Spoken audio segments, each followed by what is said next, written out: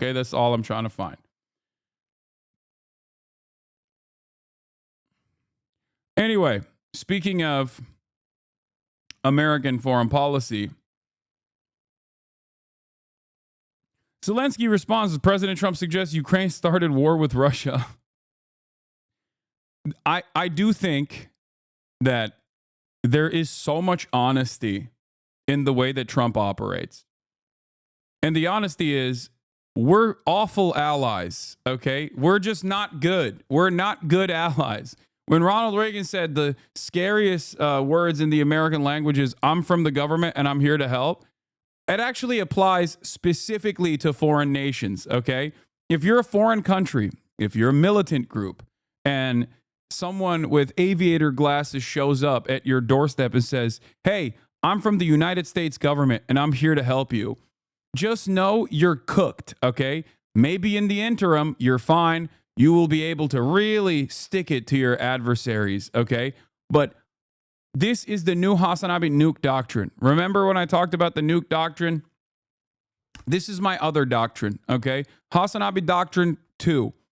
If a defense contractor looking dude wearing cargo pants, okay, shows up at your doorstep with aviator shades on and says, I'm here from the United States government and I'm here to help. We are going to give you all the weapons and all the training you want.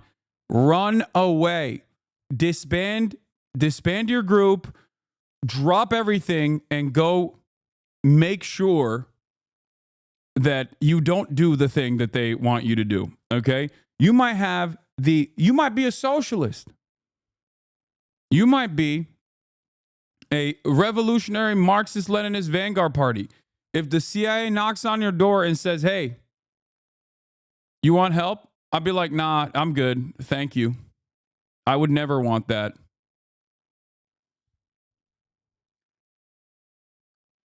Hassan pulling an AOC is going to be investigated by the DOJ? Yeah. Because guess what's going to happen? Okay? A lot of death and a lot of destruction. Guess what's going to happen? They're going to give you weapons and they're going to train your troops and they're going to use you like a napkin. Okay? They are going to use you like a cum sock. You're going to be discarded like a tenga outside of a Japanese love hotel. Okay? That is what's going to inevitably happen to you. They're going to do a pump and dump.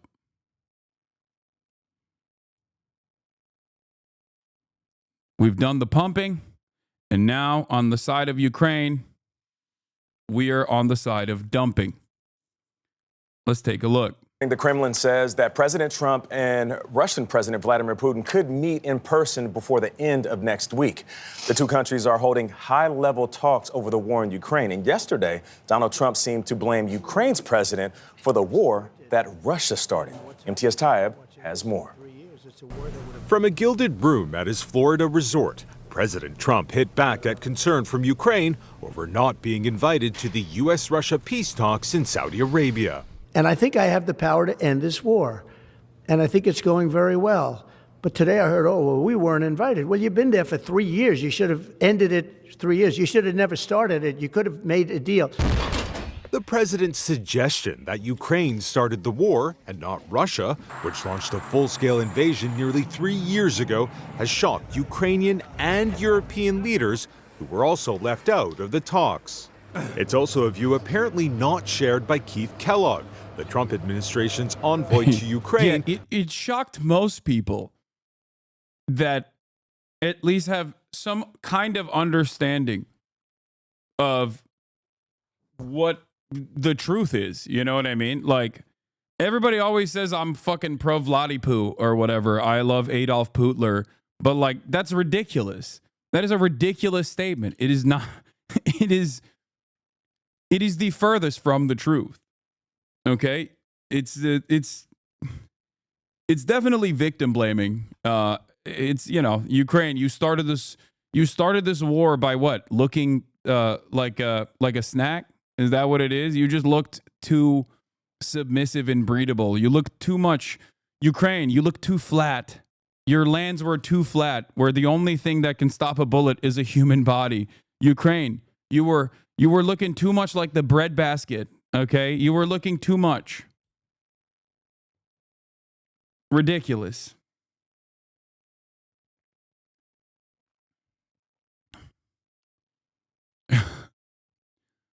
You can't.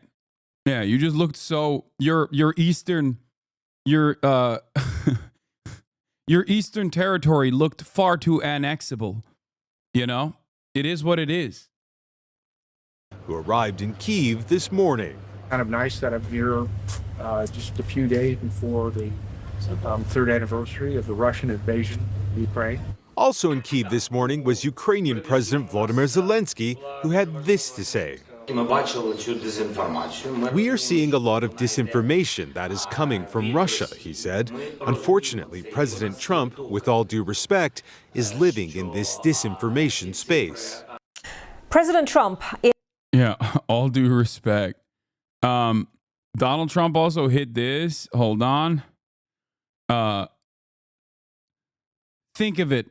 A modestly successful comedian, Volodymyr Zelensky, talked the United States of America into spending $350 billion to go into a war that couldn't be won, that never had to start, but a war that he, without the U.S. and Trump, will never be able to settle. The United States has spent $200 billion more than Europe, and Europe's money is guaranteed. I'm not going to do the accent. It's too long. While the United States will get nothing back. Why didn't Sleepy Joe Biden demand equalization? Now, the one part about this is that the United States money is guaranteed. Why will or Europe's money is guaranteed? The U.S.'s money is not. Is a really silly thing, because you see, the way things work in the United States of America is not that we get money back in the form of in any sort of like money back for the government. We make those people spend the money that we send them on American weapons. It's that beautiful public-private partnership that I talk about quite frequently. That's kind of what this is. So, yeah, it's not necessarily coming back to government coffers.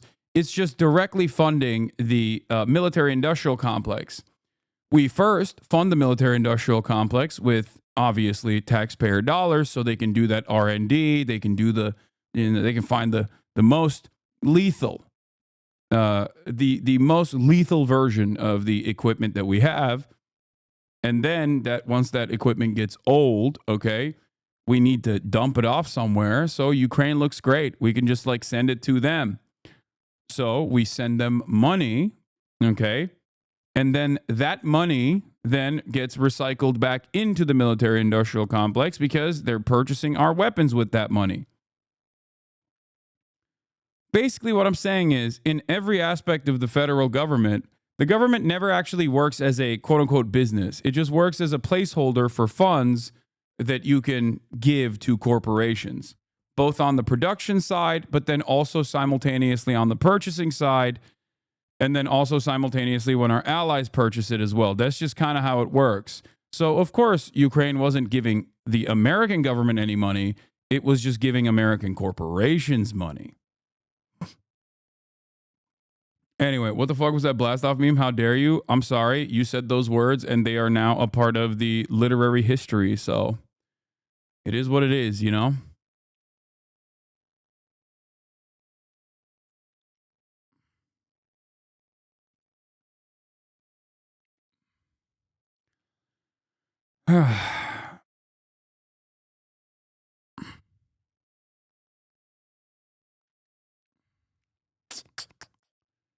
That's it.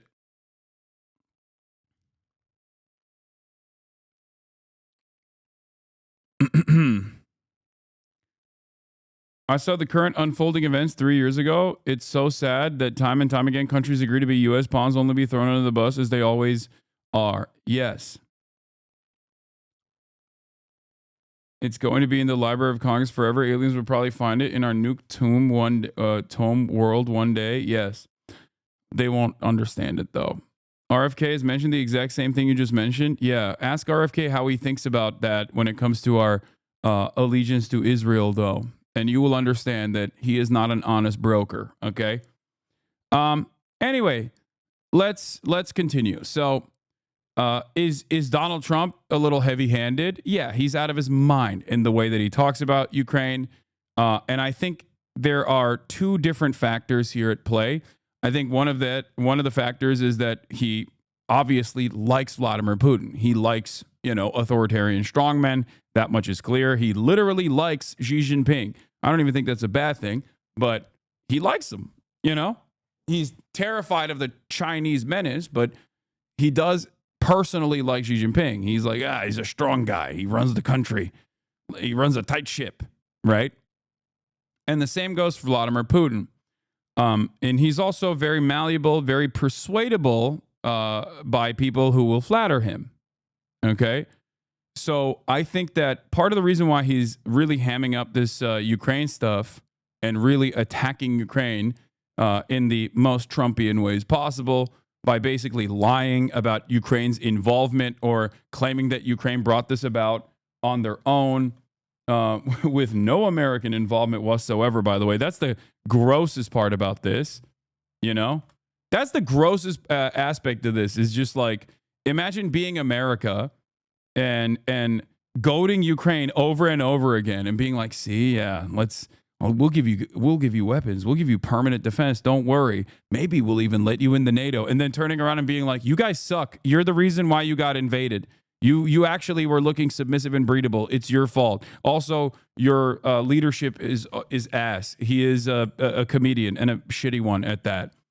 Like, that's crazy. I mean, that is U.S. foreign policy to a T, but you're not supposed to openly say it like this. You know what I mean?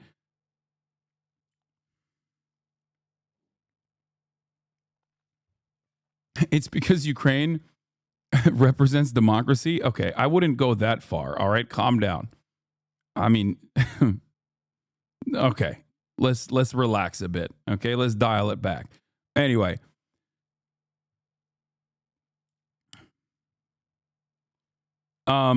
having said that, if you want to know if you want to know what I think, what my assumption is here, like, I think he loves Vladimir Putin. He unironically thinks Vladimir Putin is a cool guy. And I think this is Putin's doing for the most part. I think Putin is basically telling him Ukraine can't be a part of the talks because Ukraine coming into the talks is symbolic. Okay? Ukraine doesn't really have a say in what happens in Ukraine, ironically enough, but optically, you're not supposed to completely cut them out of the equation. Okay? That's ridiculous. You're not supposed to cut the European counterparts out of the equation optically either, even though they also don't necessarily have a real say in this process. But the fact that Trump did that is, I think, a W for Vladimir Putin. And I think he's doing that for Putin specifically. Okay? Now, the other side of it is that Trump is a petty bitch, and I think maybe he just hates Ukraine for not giving him blackmail against Joe Biden, which caused him to lose the election. In his mind, he probably thinks if Ukraine gave me blackmail and fake nonsense about Hunter Biden and his involvement with Burisma and how it actually was directly connected to Joe Biden, then that would have caused them to win the election. It would have been a bombshell. And that is something that they didn't do for him, and then it led to him getting impeached, the perfect phone call, if you remember. And I think that also plays a role. Would he care, though? He won anyway? Yes, he absolutely would care. He's a fucking petty-ass bitch. What are you talking about? He got impeached. He's embarrassed by that, for sure. So I think that also plays a role in him, going heavy-handed against Ukraine. Because none of this makes sense. It's both ahistorical in its approach to what has taken place, from Trump saying that, Ukraine is responsible for being invaded. That's a ridiculous statement, okay? if we are going to talk about like outside influences or like what also might have played somewhat of a role in Russia engaging in this insane act of invading Ukraine, America would be more responsible than Ukraine. Okay, it's ridiculous. You're a dumbass for saying this, and you're a horrible monster. But everybody knows that. So yeah,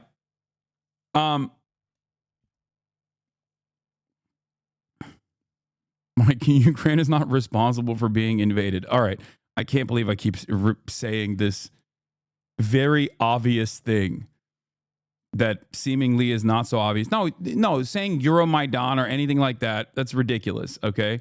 You are ridiculous if you think that Ukraine itself is responsible for Russia invading Ukraine. You're ridiculous. At most, you should recognize that it is American and Western influence that gave Ukraine the bandwidth to be able to operate in a more militant capacity, if you want to say that. Anyway, bro, I'm losing IQ watching these stream. Question mark, Arab money.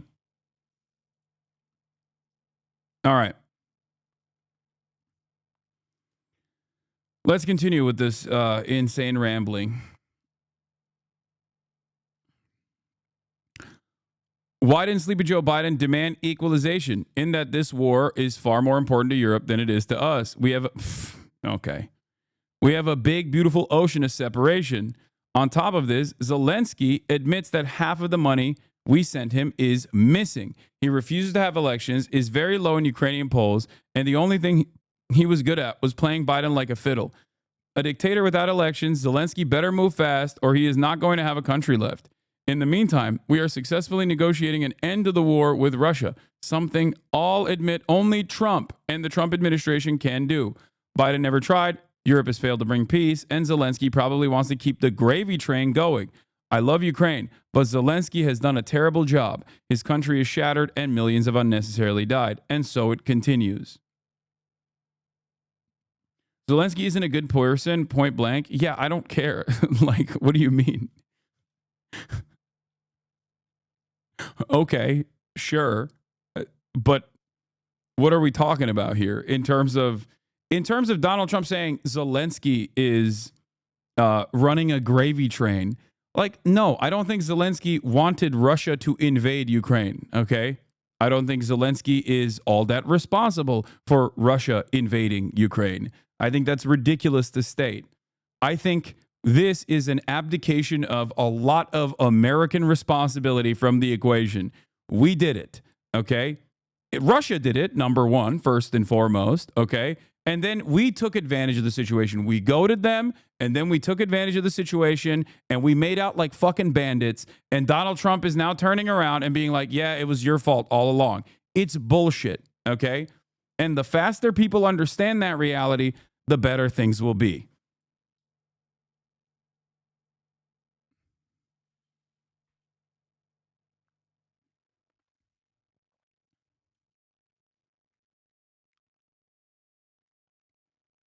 I think if you're Zelensky, it's infinitely better for you not to be fucking invaded by Russia as you pick apart, make some contracts, offer some of these state sectors to foreign capital without being invaded by Russia. People are not dying. You get to make a pretty penny on the side, offshore a bunch of the ill-gotten gains. And, you're fine. You're good. You're in a much better position overall than constantly being constantly in fear that you might be assassinated by a far-right nationalist inside of the country or assassinated by Vladimir Putin or a drone strike. You know what I mean?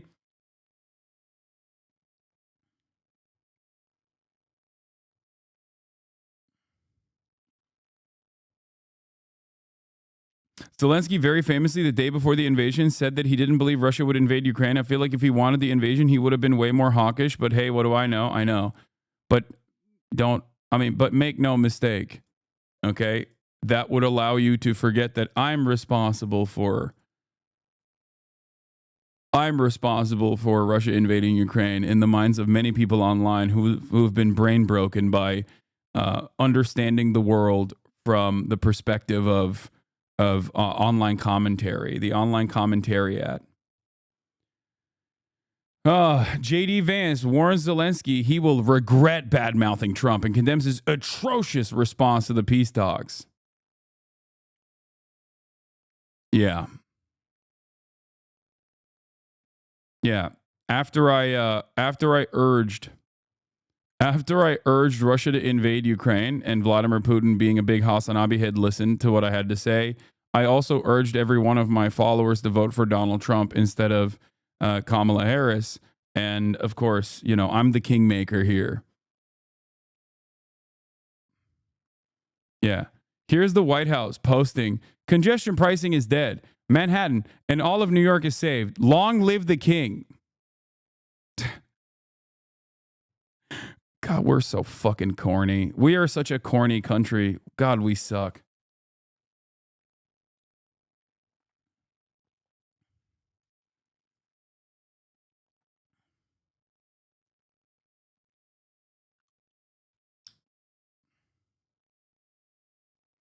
The only thing I don't get in your point is, what was the alternative? Not take the U.S. military aid, let Russia take Ukraine region by region like they did in 2014. In terms of what Ukraine could have done, I don't think that there is anything Ukraine could have done. Ukraine is just stuck between two powers. Ukraine is stuck between a regional power that wants either complete control, complete annexation, or at least like a very significant amount of control over its internal affairs, Russia, okay? And stuck between Western interests as well that wants the very same. So there's not really much Ukraine could have done to fix that situation. I don't think that there is like any sort of brave and bold thing you can do. At that point, you're just making a decision between like who is going to fuck you over and steal your natural resources in a way that is like not as bad, I guess. They were always cooked. They were perma-cooked from the jump. Shut up, subtard. Why are Elon? No, don't ban that person. Don't ban that person. Unban that person. I want to understand the mindset of the new Elon Musk supporters that say subtard now. Like, I want to know what that even means. I don't fully get it. What is this? Place.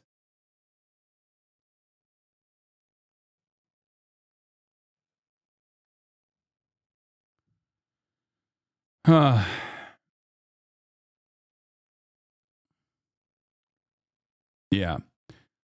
Look, it doesn't really matter all too much, but you know, this is a very obvious "I told you so" moment, and I hope that liberals were confused about what's going on right now because they thought that like Ukraine was really winning the war, and you know, doing their very best or whatever the fuck, will recognize that this was slated to happen inevitably, whether it was going to happen later down the line, you know. Where there would be a negotiated extraction of natural resources that made everybody feel like Ukraine was also a part of the bargain in a more hush-hush style way, in a more covert way, or whether it would happen in this bouldering, bumbling buffoon style way that Donald Trump likes to delegate, likes to control the situation. It ultimately doesn't change the reality for Ukraine. Here's OSINT Defender. This might be the most brain-dead statement I've ever seen be made by sitting U.S. president. Well, don't worry.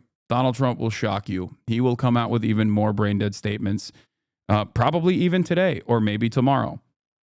Who's to say? Calling Zelensky a dictator while someone like Putin has been in power for now 25 years is some next-level stupidity. This is the president of the United States on one of his official accounts spouting Russian propaganda and straight up lying about the situation in Ukraine. Yeah, wow, it's shocking. American presidents never actively lie about foreign policy. That's why Biden was so honest whenever he talked about, you know, things like the beheaded babies. When he was talking about the Hamas beheaded babies and then lit them on fire, he was being so honest about American foreign policy. Anyway, let's get back to Trump calls Zelensky a dictator as he hits back at disinformation criticism. In the last few moments has slammed Ukraine's President Zelensky as a dictator without elections. In the past few minutes, he has posted this on his Truth Social platform. Let me just take you through some of the detail. Quite a lengthy post, as you can see there. He says that President Don't act like this is comparable to previous American hegemony. This is basically America saying, fuck you all, we're conquering the world. No. America has always had a fuck you all, we're conquering the world approach. The only difference is they at least had the decency to lie about it.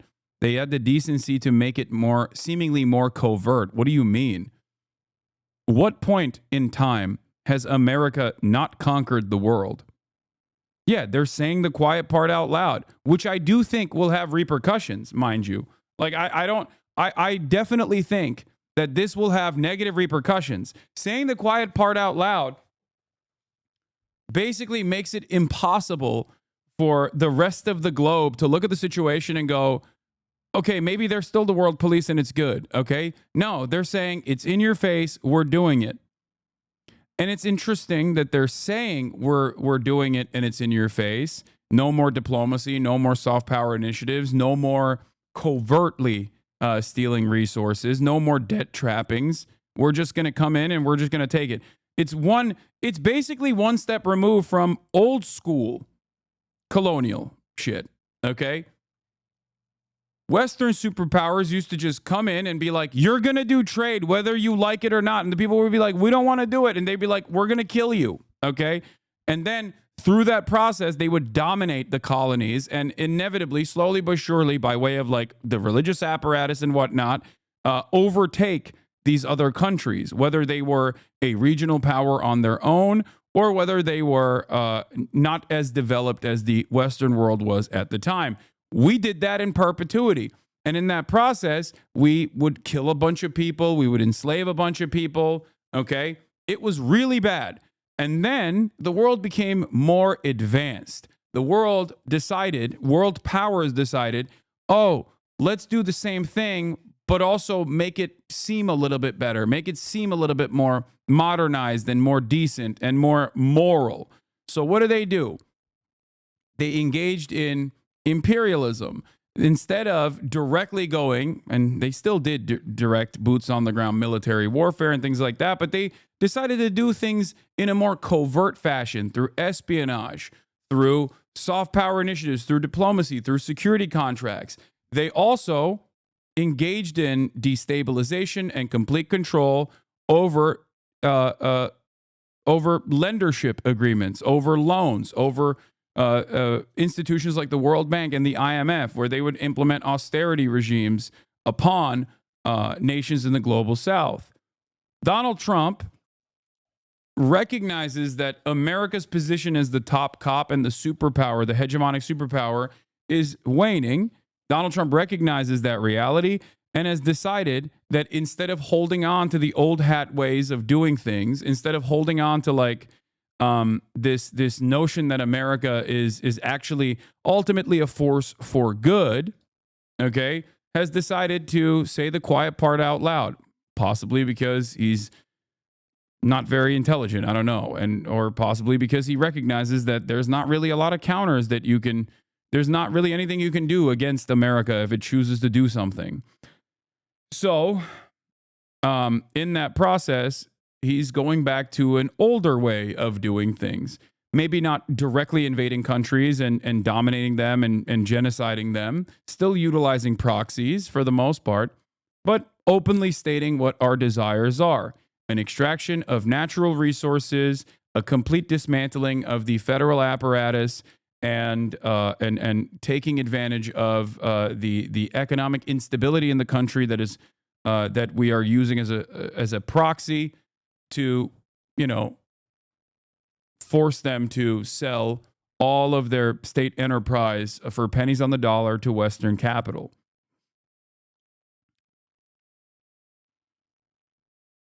Okay?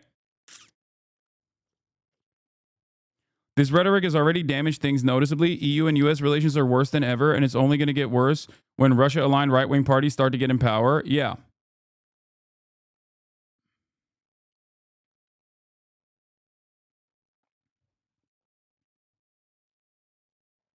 I don't see how burning bridges with NATO and Western allies would benefit America, though. I don't think they're going to necessarily burn bridges with NATO because NATO is our extortion racket, okay? It's a protection racket. We utilize NATO in a way that benefits the military-industrial complex. NATO is America, and America is NATO. That is why I've stated time and time again that I would be shocked if Donald Trump actively and actually dismantled NATO. If Donald Trump actually dismantled NATO, I think he would really be JD Pondon. I don't think he would know. I would no longer say that sarcastically or in a joking manner. I think I would truly believe that he is the Manchurian candidate.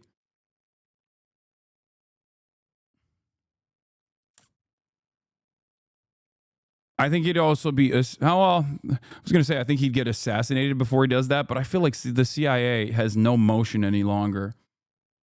So you can say Trump is not saying the quiet part. You can't say Trump is not saying the quiet part out loud and still wanting American hegemony. He's just favoring Putin for his private profit, presumably. The softer approach was only possible because of the previous horrific hard approach. Since they already had the colonial apparatus, all they had to do was throw crumbs in the open while stealing the bread under the table. The facade seems to be waning in the moment.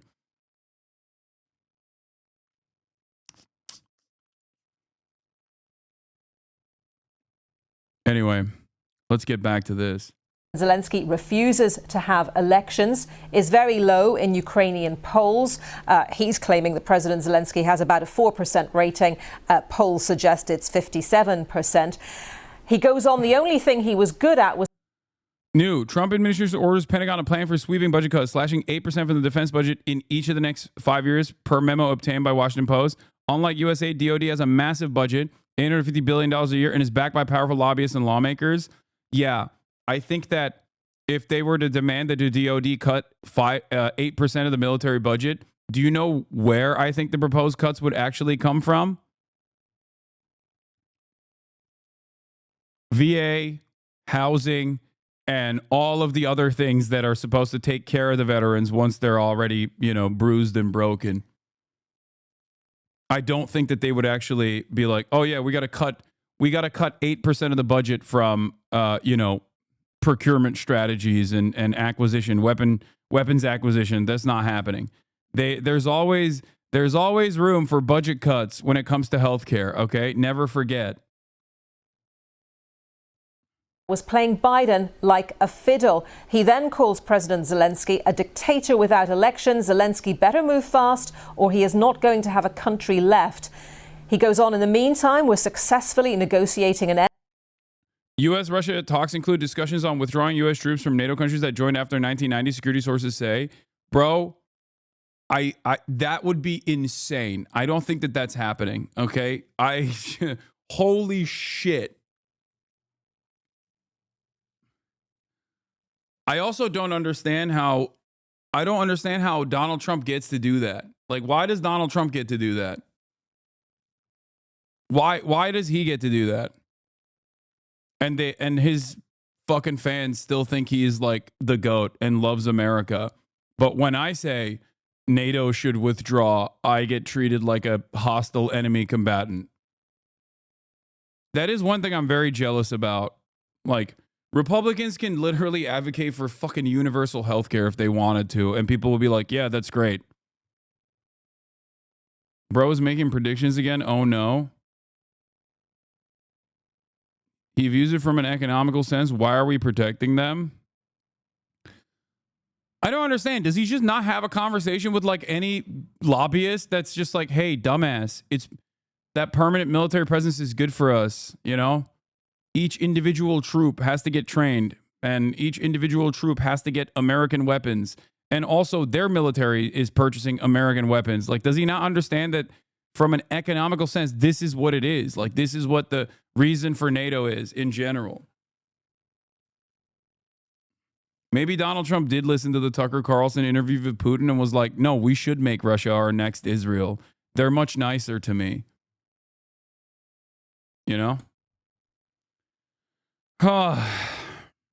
That's crazy. End to the war with Russia, something all admit only Trump and the Trump administration can do. Biden never tried, he claims. Europe has failed to bring peace, and Zelensky probably wants to keep the gravy train going. President Trump goes on, I love Ukraine, but Zelensky has done a terrible job. His country is shattered and millions have unnecessarily died. And so it continues. He also calls Volodymyr Zelensky a moderately successful comedian, talking America into spending billions of dollars to go into a war that couldn't be won. He says the US has spent $200 billion more than Europe, and Europe's money is guaranteed, while the US will get nothing back. Well, all of this happening now as a number of discussions continue about the future of Ukraine, some of them without Ukraine involved. In Russia, President Vladimir Putin has delivered a pretty positive verdict on Tuesday's talks between the US and Russia. Those are the talks that took place in Saudi Arabia, saying he rates them highly. Speaking to reporters earlier, Mr. Putin said the purpose of that meeting was to increase trust. He said he is happy to meet President Trump, and there has been some indication in Moscow today it could even be as early as this month. He says he expects Ukraine will take part in talks at some point. Yes, I have been informed. I rate them highly. There are results. The first thing I would like to say is that we have agreed to resume the normal work of diplomatic agencies. The constant expulsion of diplomats from Washington and Moscow does not lead to anything good. If this goes on, only cleaners will work in these buildings, whose work should be also appreciated. But this is not what diplomatic missions are created for. Well, Ukraine's leader, President Volodymyr Zelensky, had earlier said President Trump was living in a bubble of Russian disinformation. Ukraine was excluded from those talks in Saudi Arabia between America and Russian officials. 5-foot Putin law? How do people respect him in his country? What do you mean, bro? He's, you know, he is a bad motherfucker. Let's be real. Also, I think Zelensky's short too, isn't he? And here is President Zelensky speaking earlier. Since we are talking about 4%, we have seen this disinformation. We understand that it is coming from Russia. We understand and we have evidence that these numbers are being discussed between America and Russia. It is unfortunate that President Trump, and with great respect for him as the leader of the American people who constantly support us, unfortunately lives in this disinformation space. Joining me now, our correspondent Nomia Iqbal, who's in Washington, and also to Vitaly Shevchenko from BBC Monitoring, who's been following Putin's remarks. But first to Nomia. Nomia, one of my guests earlier was saying that we have to pay. Yeah. Oh, look at that. 17 categories were exempted in Hexet by Hexet in his request, including border security operations, one-way attack drones, and missile defense. Bro, there's no way.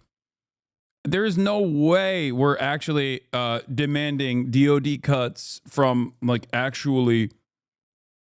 cuts from avenues where there is a lot of money to be made, okay, for the military industrial complex. Pay attention to what President Trump does rather than what he says, but there does seem to be a war of words at the moment, and certainly looking at those latest comments on his Truth Social platform. What's your analysis of what he said? Well, yeah, I think that's not, entirely incorrect. It's what he does, not what he says. But what he says is hugely significant. Do remember he's in his last term. Don't you think that anything that could end the killing could be done? Hundreds of thousands of deaths is insane and not worth losing land. Wait, what? No, I don't disagree with talking to Vladimir Putin on principle. I don't disagree with implementing a ceasefire at all. I have no issues with this. This is what I said the Biden administration should have done time and time again. They chose not to do so, knowing full well that they could potentially lose power and then get Donald Trump to be the responsible party for what the terms and conditions look like. Okay? I also am admitting that Donald Trump is simply optically doing something that is messed up. But technically what he is doing in terms of directly going to Russia and cutting Ukraine out of the conversation is not even remotely surprising. That was always the reality, right? Like that, the idea that Ukrainian autonomy in this process plays a significant role is a lie told by American media every step of the way. That's all that it was. That's all that it ever was.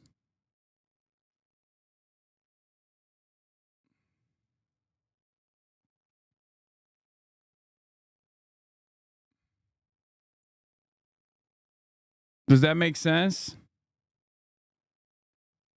Italy is considering a withdrawal, apparently, with a recommendation for NATO to return to its 1997 borders. Am I wrong at this take? This is also the fault of the EU leaders only just waking up now and just being reactive. EU also dragged its feet in letting Ukraine into EU. Not that it would have stopped Putin from invading.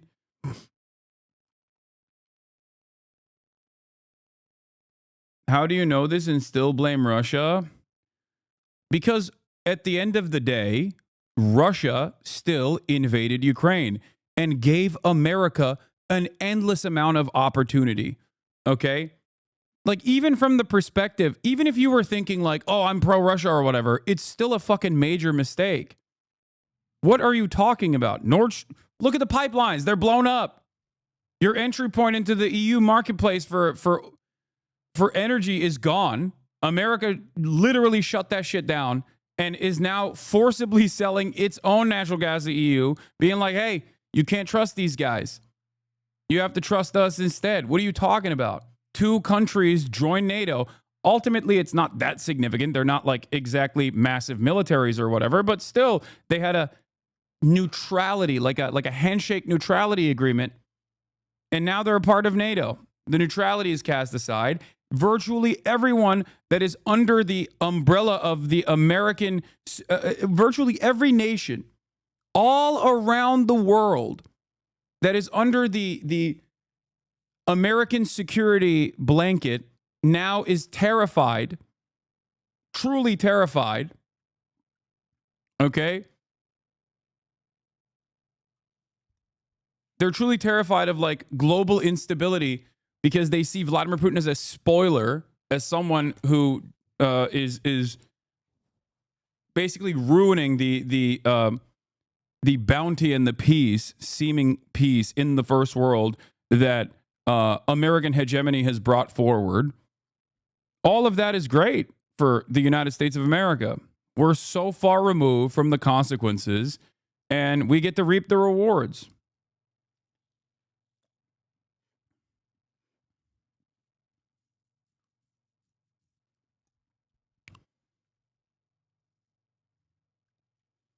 OMG, you sound so brain dead. And who did that? The US blew them up. OMG, you sound so brain dead. This is just straightforward what has happened thus far. I'm not giving you speculation. I'm just explaining to you who gets to win the most in this process. Like, it might come across like a victory to many of you that are in the camp of like, fuck America unconditionally, right? That you might look at this and be like, well, Vladimir Putin actually set out to undermine American hegemony and succeeded. Okay, but at what cost? That's it. And in that process, he's brought about a wave. He's accelerated the wave of right-wing reactionaries and nationalists that have been able to take advantage of the inflationary crisis and the instability caused in this moment to gain more momentum, gain more popularity. If you think that this is good for the planet, if you think that all of this stuff is going to be good for the future of this planet, you're wrong.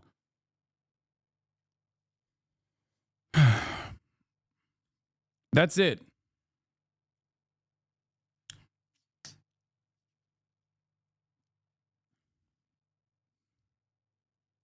In office. But look, I don't think anyone was under the illusion that things were going to be under President Trump as they were under President Biden when it comes to Ukraine. His comments are still pretty extraordinary. They're very long, but the fact that it's important to sort of first of all stress that Kyiv last held an election in 2019. Wait, so you're not pro-Russia, Sag? Yeah, shocked to find out that I am not pro. I'm not pro Vladimir Putin. Has been unable to stage another one since Russia's invasion in early 2022, but saying he's a dictator without elections is quite extraordinary, because I don't think that those are words he'd necessarily use about the Russian President Vladimir Putin.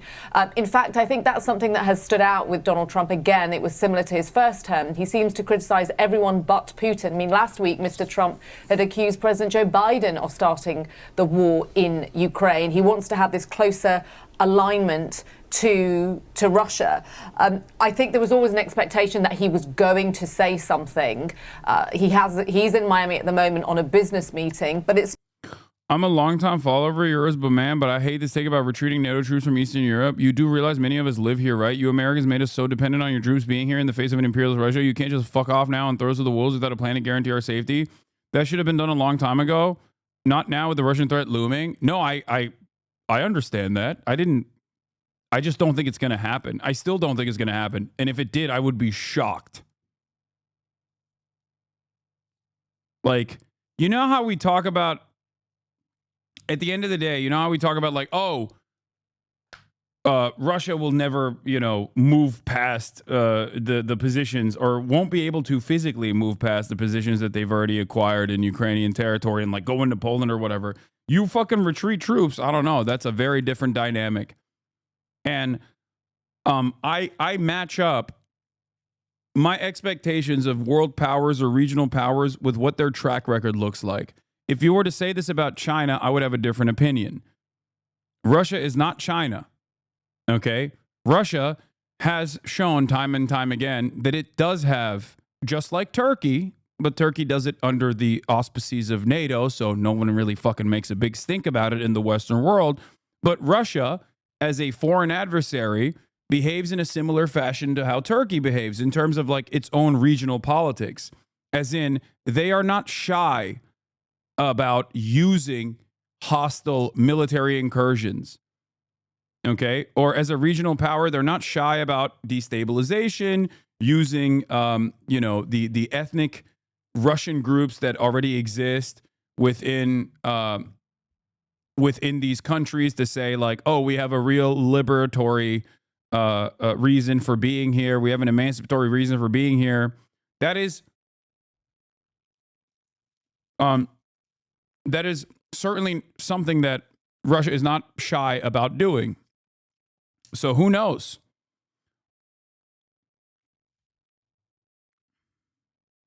Literally, if they invaded a NATO country, it's World War III with nukes. No, I know. I'm saying... I know. I'm saying that, let's say they remove NATO presence. Let's say they disband NATO and remove NATO presence from Poland. Like, does Russia go in? I don't know. I don't know if they have the capabilities, but that's a very different dynamic at that point. I just don't think that, especially post the invasion of Ukraine, I don't think that it's appropriate for me to say, no, Russia would just handle things with economic influence. What do you mean? I don't know. Obviously not as NATO. No, you're misunderstanding what I'm saying. Russia is not fighting NATO. No, you're misunderstanding what I'm saying. I'm saying that they disband NATO. If they hypothetically disbanded NATO, you're mishearing the point I'm making. Obviously not currently. Why do people not hear the words that are coming out of my mouth? Oh my God. Oh my God. NATO isn't disbanding. Might be. I just tuned in. No, I was talking about the hypothetical that is being presented right now by Donald Trump. I don't think that NATO is being disbanded either. I'm simply stating, what the fuck? NATO is disbanding? I just tuned in. Fuck you, Hassan. It's not particularly helpful considering he's got his special envoy to Ukraine, Mr. Kellogg, in the country right now, holding talks. Because you're talking in roundabout, overcomplicated ways? No, I'm not. What are you talking about? It's not It's not a roundabout or overcomplicated way. What are you talking about? A roundabout way? It's fucking simple. Russia is killing, invading, and lying about killing and invading and destabilizing the whole fucking world. They literally POTUS and effectively the U.S. Yes, dude, they're invading and destabilizing and lying about it in the entire world. What are you talking about?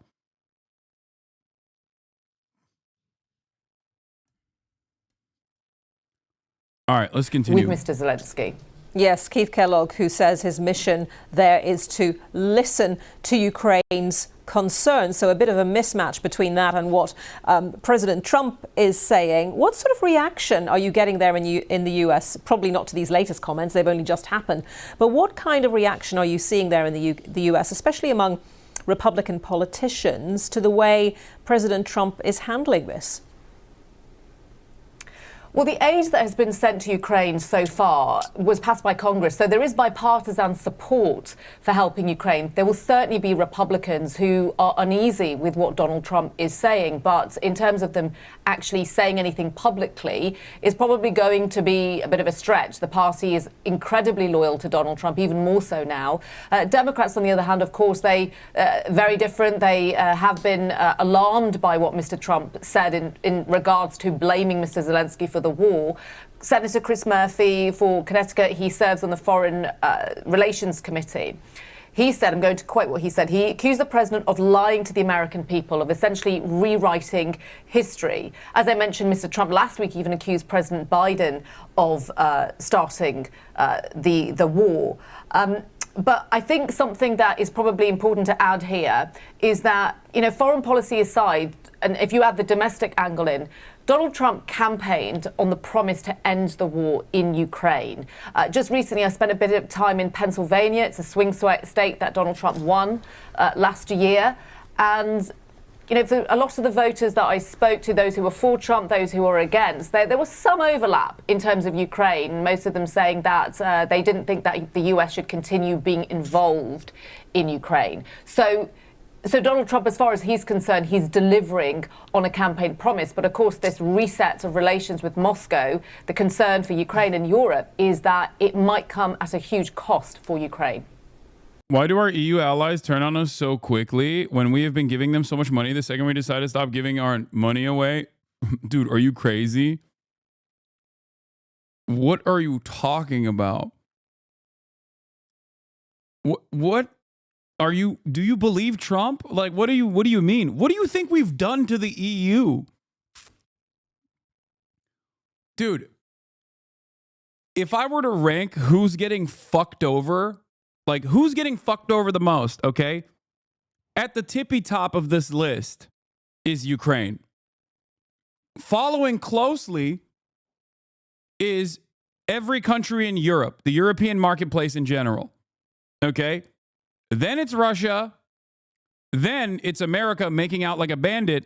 And the only country that actually benefits the most from both Trump's actions and also everything else that's going on is China.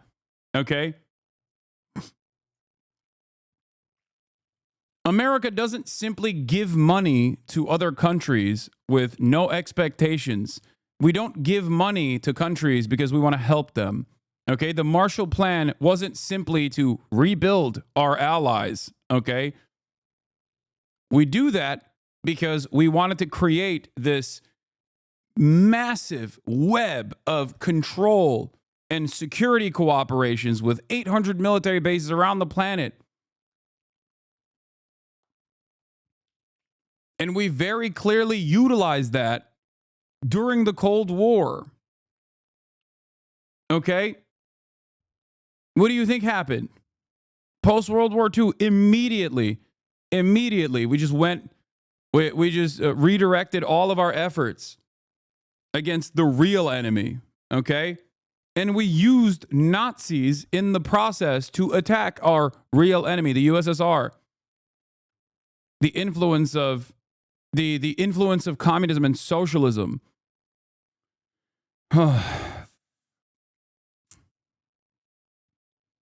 And after the past 3 decades of complete dominance and neoliberalism, it's basically becoming a self-inflicted wound at this point as contradictions worsen, as our parasitic owners of capital demand more and more profit year over year, it's getting to a point where it's becoming unsustainable due to the successes that America had.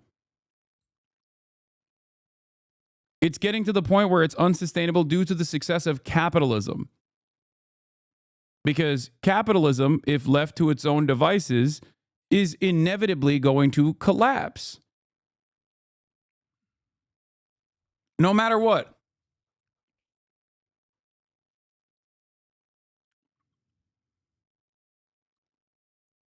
It was great in terms of moving America and the rest of the planet into the industrial world, okay? It was certainly an advancement in comparison to feudalism, okay? For sure. Make no mistake. Liberalism brought a lot more social prosperity if you are inside of the countries that were able to benefit from it, okay? Countries outside of the periphery, of course, were consistently dominated, and they rarely got to see the bounties of liberalism and whatnot. But without any sort of ideological opposition, capitalism is destined to fail. And we're here. We're there right now. And when capitalism is in crisis, as it was in, the 20s and 30s as well,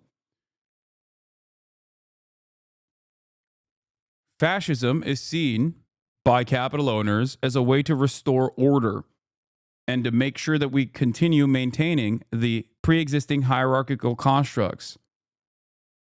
Rich people at the top, the rest at the bottom, toiling away endlessly. A whole nothing burger will come out of this. Chill out. Yeah, look, the nothing ever happens, guys. Still hold on to this idea that it's a more annoying way of doing the Fukuyama history, the end of history memes. Okay, it's just like a modernized version of that. Things are always happening. It's just not happening to you directly. Okay, because the entire system is designed in a way that is supposed to make you feel like nothing bad ever happens to you. And in many respects, in comparison to someone living in Iraq, yeah, things are not happening to you directly. But the reality of the matter is, even Fukuyama recognizes that things are happening. And that he was wrong for saying history is over. Why are American leftists like this? I don't think this person is a leftist. There are plenty of people that come into this community, plenty of liberals that come into this community as well.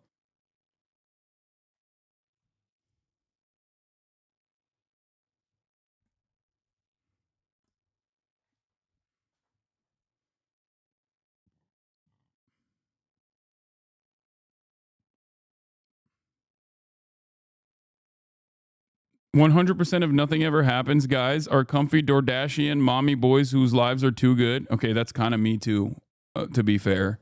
But also, at the same time, I am not a nothing ever happens guy. At least I do recognize that things are happening all the time at a rapid clip. But I am also a Dordashian mama's boy.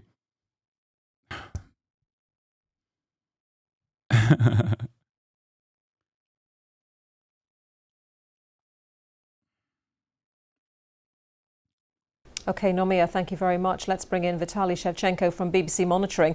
Vitaly, looking at what President Trump has just said, what he's been saying in recent days, and what President Putin has been saying, are you seeing any kind of mirroring in the language of the two men? Well, Anita, it's so tempting to speak about what's going on, what they're saying in superlatives and epithets. It's truly extraordinary. The Russian and American positions on Ukraine specifically, they're almost perfectly aligned. First, we heard from Pete Hegseth, the defense secretary, say that NATO membership for Ukraine ruled out, getting territories back ruled out. And now Donald Trump is saying that Vladimir Zelensky is a dictator. He lost his mandate and Ukraine started the war. Well, my job is to monitor the Russian media, and that's what they've been saying for years. And it's truly extraordinary to hear that come from Donald Trump. Now, there are opinions and there are also facts. Of course, we can argue about how successful or otherwise Volodymyr Zelensky was as a comedian, but in terms of his popularity, the opinion polls that I've seen, credible opinion polls from Ukraine, they suggest that his approval ratings, Volodymyr Zelensky, he enjoys a slightly bigger approval rating than Donald Trump in America. And in terms of elections, Ukrainian law specifically forbids holding presidential, parliamentary, local elections at a time of war. So these remarks, they will come as a shock to many Ukrainians who also, well, they'll have a huge issue with Donald Trump saying, well, it's Ukraine that started the war. In terms of how you row back from these remarks, it's really difficult to imagine an easy way of doing that. And it's beginning to look like Ukraine is losing or has lost America as an ally. And what Donald Trump has been saying for days suggests that, well, he's much friendlier towards Vladimir Putin than he is towards Volodymyr Zelensky. Briefly, Vitaly, what is the Russian media saying in response to all of this? Give us a sense of that. Oh, they are overjoyed. They are saying that this is very good news for us. They haven't really embraced Donald Trump as a friend. They're saying that he still has America's interest at his heart, but he's clearly driving a wedge right into the heart of the Western alliance. And one commentator on Russia's Channel 1 says, it works for us.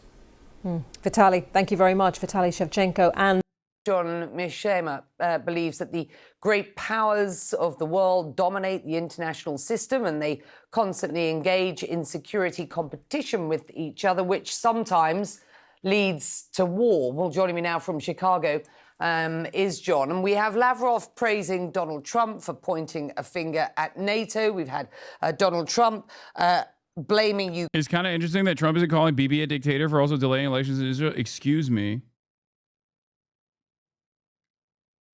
Benjamin Netanyahu is the most moral politician on the planet. Okay, I got $100 million from Miriam Adelson, and I will do Israel's bidding. I'll do more for Israel than they even demand of me. Okay, that's my special boy. Damn, Mersheimer on CNN. Mersheimer on CNN. Why do they have? Wait a minute. What's going on? Why are they asking a guy who's very clearly a Putlerite what his analysis looks like? That's weird. What? What? Oh, man, that's crazy. I'm shocked to see this. I'm shocked to see Mersheimer on CNN. I'm also shocked that America would betray Ukraine. I thought that America had honest intentions in defending Ukraine and always cared about Ukrainian autonomy. I thought that that was what was going on this entire time. I thought America had good ambitions, emancipatory ambitions in Ukraine. I'm so confused. I'm so confused about all of the things that are happening, except I'm not. I said that this was going to fucking happen, and it's happening. Ukraine for the war in its country. What's your perspective on where we are at and this newfound US-Russia relationship, burgeoning relationship, or rapprochement, if you will? Well, there's been a fundamental change in American policy going from the Biden administration to the Trump administration. It's truly remarkable the extent to which the Trump administration has abandoned what has been the Biden administration's policy towards both Russia and Ukraine and adopted a radically new approach. And now what you have is a situation where it sounds like the Europeans who talk like the Biden administration are operating on a different planet than the one that the Trump administration is operating on. And we're all Okay, me and Mersheimer have the same glasses, by the way, not the ones I'm wearing today, which is pretty crazy. all this leads doesn't appear to be good.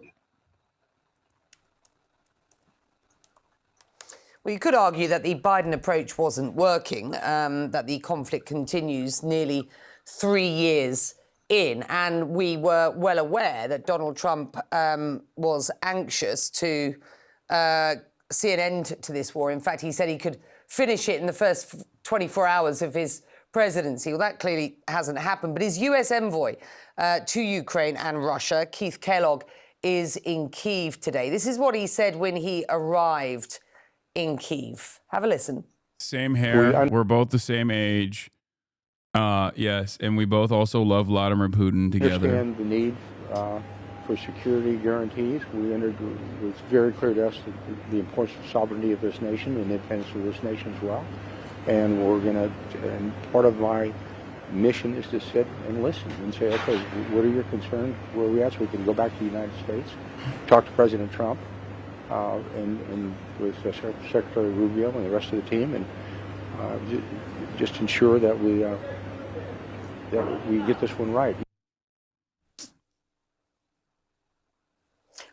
That is a very much less bombastic sort of attitude or atmosphere that Keith Kellogg brings to Kyiv from President Trump than that which we've heard from the president himself.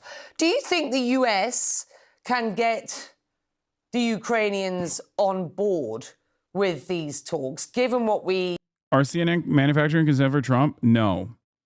What CNN is doing here is not manufacturing consent for Donald Trump. What CNN is doing here is basically finally going to a person who is a little bit more realistic. And certainly, it's no different than when CNN approached me after the election, okay? It's not to manufacture consent for Donald Trump. It's to basically be like, okay, well, we did a lot of manufacturing consent in the opposite direction, and now, you know, here, we'll give you your flowers. That's basically the same thing that's happening here with Mersheimer. It's an opportunity for someone it's an opportunity for them to basically try to describe to their audience like what has been happening as opposed to what they've been saying all along.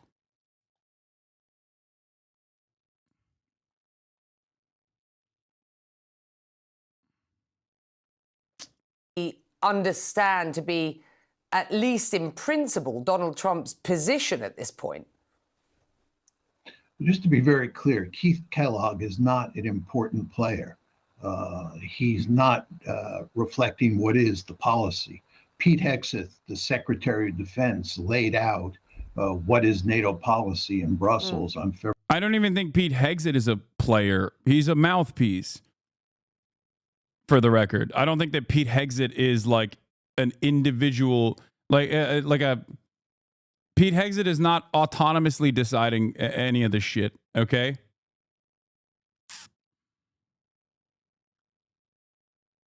February 12th, that's last week. And he made it very clear there's not going to be an American security guarantee. And if there's a security guarantee, it's going to come from the Europeans. And Zelensky himself has said that a security guarantee without the United States is not a meaningful security guarantee. All of this is to say there's going to be no security guarantee for Ukraine. What the Russians want is they want a truly neutral Ukraine. And the only way you get a truly neutral Ukraine is where there is no NATO security guarantee, whether it's with or without the United States. So that's the basic fact of life that the Ukrainians have to face up to. Are they going to be happy about that? Absolutely not. The question is, can the Trump administration get the Ukrainians to accept the deal that they're now in the process of cutting with the Russians? And that is the question. Do you believe at this point that that is likely? Well, let me just tell you what I think the deal looks like. I think there are three key ingredients in the deal. There are a number of other ingredients, but the three key ones are, first of all, the West and Ukraine has to accept the fact that Russia has annexed 4 Ukrainian oblasts plus Crimea. The West and Ukraine have to accept that. That's number one. Number two, Ukraine has to be a genuinely neutral country. There can be no security ties with the West. And number three, Ukraine has to be substantially demilitarized so that it does not have much military capability, because the Russians don't want Ukraine to be a threat to Russia. Those are the three key ingredients, in my opinion, of the deal. And it appears from the body language and the language. I don't know if I don't think that will. I don't know if America will be down to do that. Even like that's you might as well just give Ukraine to Russia at that point. Like that is, yeah. You might as well be like, all right, it's Ukraine actually means the Ukraine, which actually means the border, as in the border of the Russian Empire at that point. Which I think,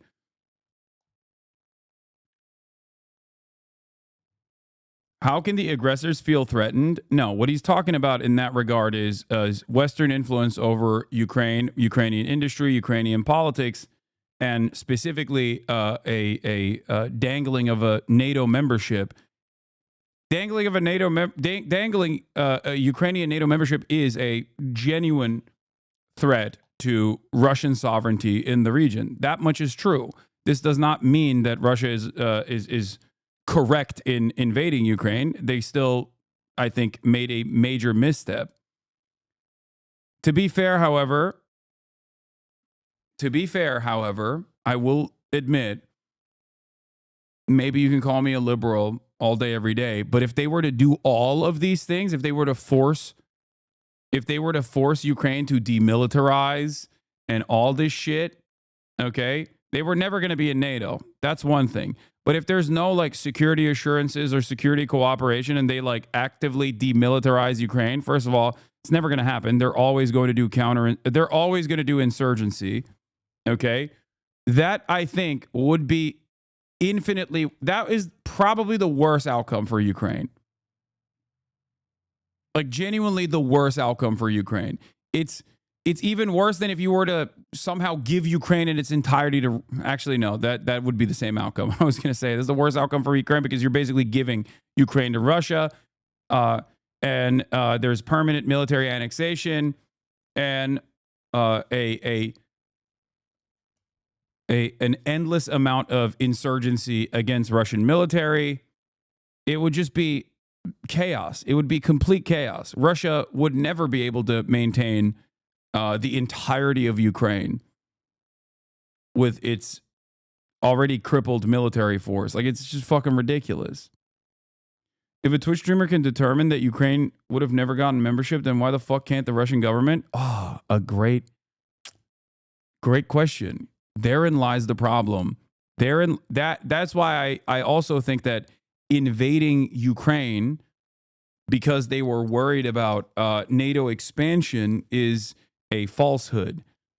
It's a great question.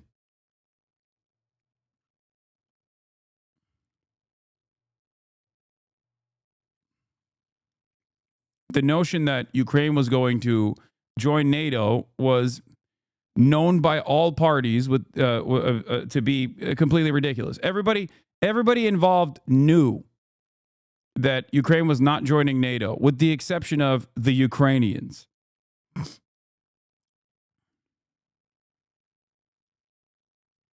I think the Russian government knew that it was not happening either.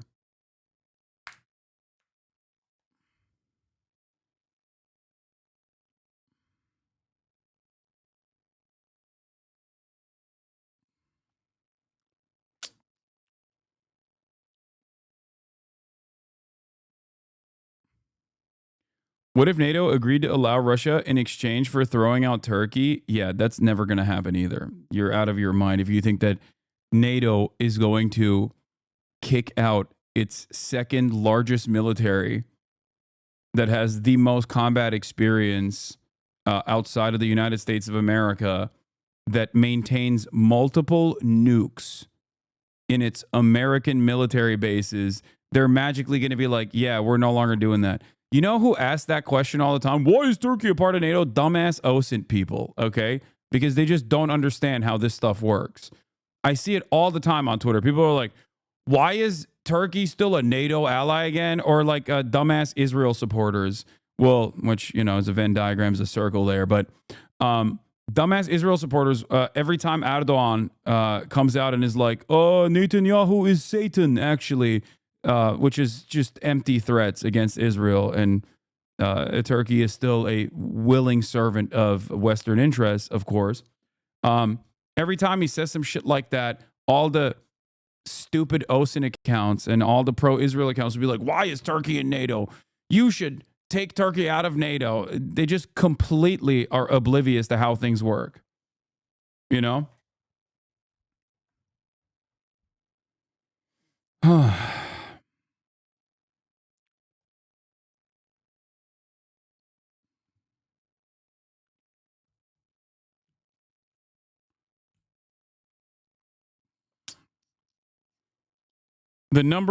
America is NATO. Number 2, you know who's NATO? Turkey, okay? And I'm not saying that because I'm secretly a major advocate. I don't want Turkey to be a part of NATO. I don't want NATO to exist. I wish that historically it never did, okay?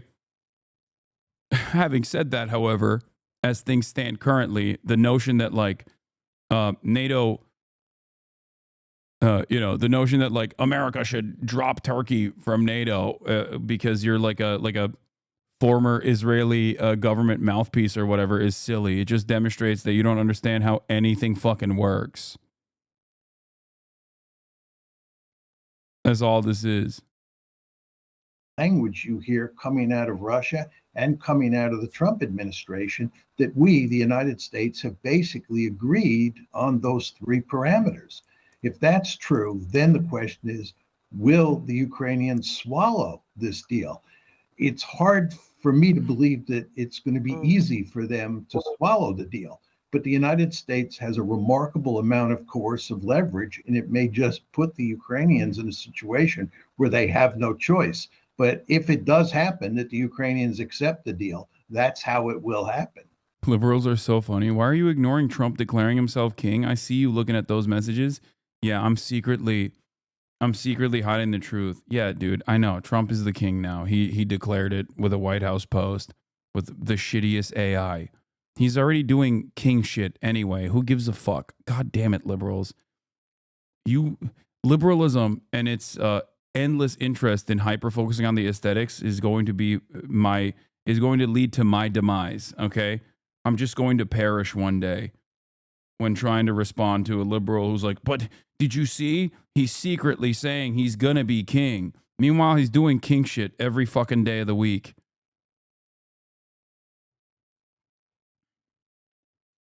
Yeah, leaving the European leaders, of course, scrambling to deal with what are perceived to be, if not are, frankly, Donald Trump's major foreign policy pivots. Что мы сейчас видели в ходе этой предвыборной кампании? Who claims EU interfered in U.S. election? That's amazing.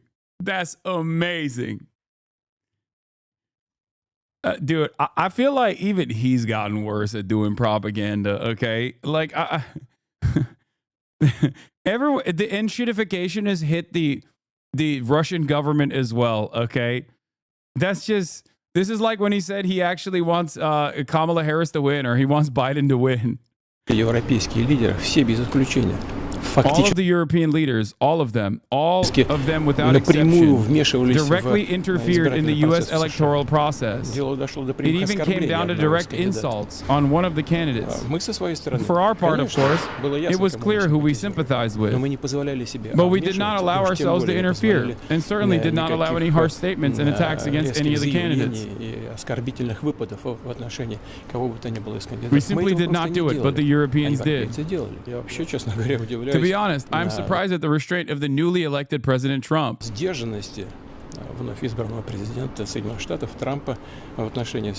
his dealings with his allies who have behaved in such a frankly caddish manner, he's still being quite modest in their relations.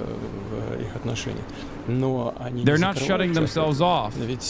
If we're talking about a Ukrainian settlement, the U.S. is working with its European allies. Mr. Keith Kellogg, as far as I know, is in Kyiv right now. He has also met with the Europeans before. A meeting should be prepared. It will be a pleasure to meet Donald Trump. We haven't seen each other for a long time. It's like I miss him. We don't have a close relationship, but during the 4 years when he was president, we met each other and had very frank discussions regarding our bilateral relations. I will be glad to meet him again. Same for him, I think. All right, we're going to